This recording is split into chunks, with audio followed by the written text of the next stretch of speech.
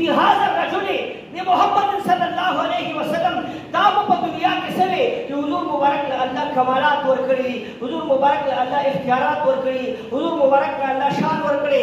سنی عالم دین او سنی عقیده لرونکي به باندې دوهل وای چې دا خو هغه شخصیت دی چې ما ټول زندګي د محبت او عقیدت سره پدې ما كنت تقول کې علما تشریح فرمایي زما د نبوه په ډېر خبرې دي. ماضي استمراري ده، دا په ماضي کې په خپل ژوندۍ کې سوي. یو عاشق رسول خو ته وای یو طرف ته خلک یو هغه ویل چې حضور صلی الله علیه وسلم الله تبارک وتعالى اس علم ته ورکړي، خو ما خو د میلاد په مجالسو کې دا اورېدلې چې الله تبارک وتعالى زما پیغمبر لا علم د مکان ورکړي، علم د ما یکون ورکړي. ما خو په داسې محافلو کې اورېدلې چې حضور صلی الله علیه وسلم یو پیر په محراب باندې ولاړ دی، د جمع موز ادا کوي، او چې کله واپس راوګرځېدو صحابه ته وویل خبردار ګورئ خپل رکوع صحیح کوئ، خپل سجدې صحیح کوئ. انی لاراکم من وراء ظهري، خبردار ګورئ زه مخامخ ګورم خو زما وروسته په تاسو باندې نظر برابر کوي. دا به ورته وایي ما خو د سني علماو نه اورېدلي حضور صلی الله علیه وسلم متعلق خو راځي انی لا انظر الی ما ورائي کما انظر الی ما بین یدی. حضور مبارک په خپل باندې فرمایي ای صحابه واورئ ګورئ زه وروسته داسې نظر کوم لکه چې مخکې څنګه نظر کوم. دا به ورته ووایي چې زما پیغمبر جناب رسول الله صلی الله علیه وسلم خو الله تبارک وتعالی اختیارات ورکړي. قرآن کریم کې ما هم د دې علماء کرامو نه په دې مجالسو کې اورېدلي دي چې قرآن کې راځي ما آتاکم الرسول فخذوه وما نهاکم عنه فانتهوا. دا حضور چې د کوم کار وایي کوي او چې د کوم کار نه منې کېږي د هغې نه منې کېږي. ما خو په دې مجالسو کې دا اورېدلي دي چې قرآن کریم کې راځي وداعیا الی الله باذنه وسراجا منیرا. دا جناب رسول الله صلی الله علیه وسلم خو داعی دی رابلونکي د دین لره. الله تبارک وتعالی ول فری هینډ ورکړی دی، بس دین ته خلک راولا، د هرې معجزې په صورت کې دین ته خلک راولا، د هر کمالات په صورت کې دین ته خلک راولا، د هر عمل په صورت کې تعالی ما اختیار درکړی دی. ما خو د خپل پیغمبر متعلق دومره اختیار اورېدلی دی چې په جبل ابي قبیس ودرېدو او کافرانو ورته وویل په اسمان کې بله سپوږمۍ وټوټېږه. حضور ورته د دې ځینې اشاره کې سپوږمۍ وټوټېږي. ما اورېدلي چې حضرت علي کرم الله وجهه چې کله چې د مازدیګر لمونځ قضا شو او په دود باندې جناب رسول الله صلی الله علیه وسلم خپل سر مبارک ایښی، خو چې حضور مبارک د دې ځینې پورته چوته کړه پرېوتلې نور الله د حضور په یو اشاره باندې دوباره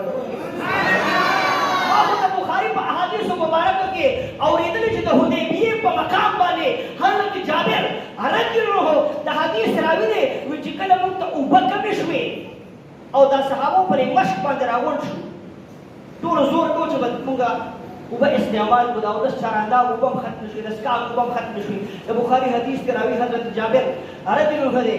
ما خو اورېدلي د علماء کرامو د حضور د شان مطابق چې حضرت جابر رضی الله عنه فرمایي چې د حدیبیې په مقام کله اوبه ختمې شوې او موږ 1500 صحابه کرامو د حضور په خدمت کې حاضر شو. قربان اوبه ختمې شوې، د استعمال اوبه نشته، د مشروباتو لپاره اوبه نشته، د استعمال لپاره اوبه نشته. حضور مبارک چې خپل دست مبارک لاس مبارک په مشک کې ورښکته کړو. د حدیث الفاظ دا دي دا اوبه دې داسې روانې شوې که امثال العیون، لکه د چینو نه چې اوبه راځي د حضور د دې ګردلو په مابین کې د اوبه داسې راروانې وي.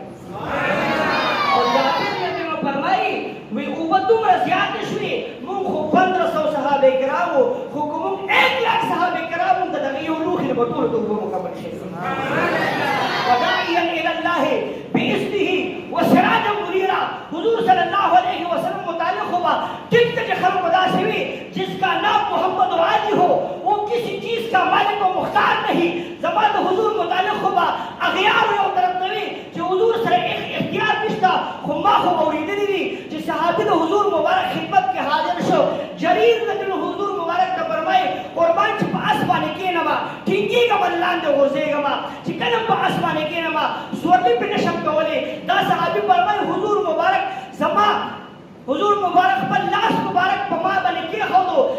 اثر ما په خپل وجود کې محسوس کو. دا صحابي فرمایي فما سقطت عن فرس بعدو، د حضور مبارک د لمس اثر زما په وجود باندې راو چې زه بیا چرته د اس د شانه ورتېدلې نه یم. دا حضور صلی الله علیه وسلم کمالات دي. دا به د څوک وي؟ دا به هغه کس وي چې هغه د مونځ سره، د روژې سره، د حج سره، د زکات سره، د نورو مناسکو سره د حضور صلی الله علیه وسلم هغه مینه په زړه کې ایښي. یو طرف ته ګوري چې عمل د حضور مبارک دی او تاسو ته یو خبره وکړم ناشنا هغه ده یو ذات دی یو صفت دی او ذات مقدم په صفت باندې.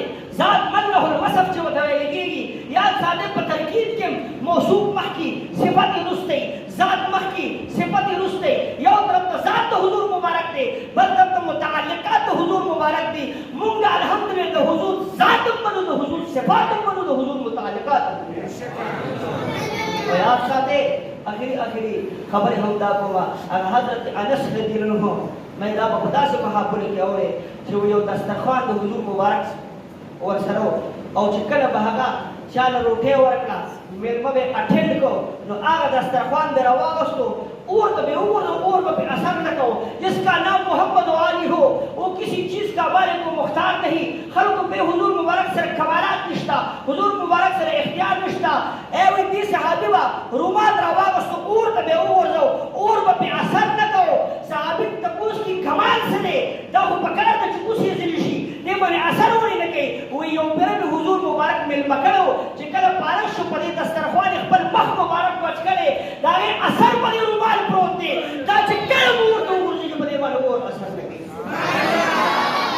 خبرې دي غرض او مقصد مې دا دی ما كنت تقول في هذا الرجل محمد صلی الله علیه وسلم. یاد ساتئ اول مقام ستا قبر دی ته منتقل شې د دې دنیا نه برزخي زندګۍ ته. په ذخیره د احادیثو کې څوک هم دا نشي ویلی چې د مونځ روژې حج زکات او تپوس اول دی. اول کو تپوس کېږي زما ستا د پیغمبر جناب رسول الله صلی الله علیه وسلم. او صرف اخري خبره کومه هغه ده دا مسله حل شي هغه ده یاد ساتئ مشکات شریف په الفاظو کې د یو کوېسچن ذکر دی. په قبر کې موږ درې تپوس کېږي. تاسو مشکات شریف وګورئ یو تپوس یو کوېسچن دی او بخاري شریف بیا راواخلئ بیا کې یو کوېسچن دی. څه کوېسچن دی دا چې صرف په تپوس کېږي چې د دې شخصیت باره کې څه خیال دی.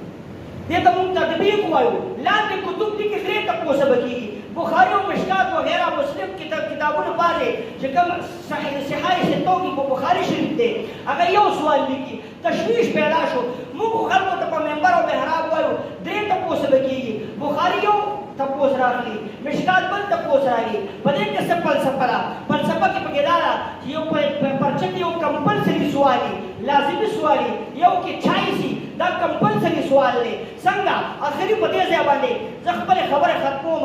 ادا چې درې تپوسه کېږي په دې کې یو فلسفه ده.